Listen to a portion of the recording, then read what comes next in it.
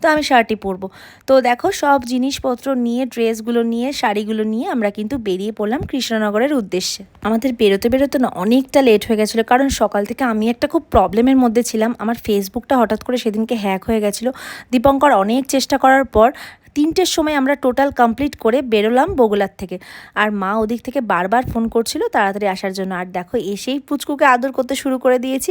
আর দেখো মায়ের প্রথম পর্ব যেটা হচ্ছে ফল দিয়ে জামাইকে আপ্যায়ন করা, সেটা করা স্টার্ট হয়ে গেছে। তার সাথে নিয়মাবলী যেগুলো ছিল, মানে মায়ের জামাই ষষ্ঠীর রিচুয়ালস যেগুলো ছিল সেগুলো কিন্তু একে একে করে ফেলছিল।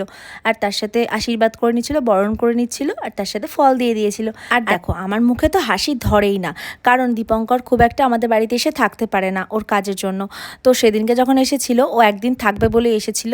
তো সেই কারণে আমি ভীষণ এক্সাইটেড ছিলাম, খুশি ছিলাম যে সবাই মিলে একসাথে মজা করব, আনন্দ করব এই ভেবেই। এখানে সব রিচুয়ালস কমপ্লিট করার পর আমাকে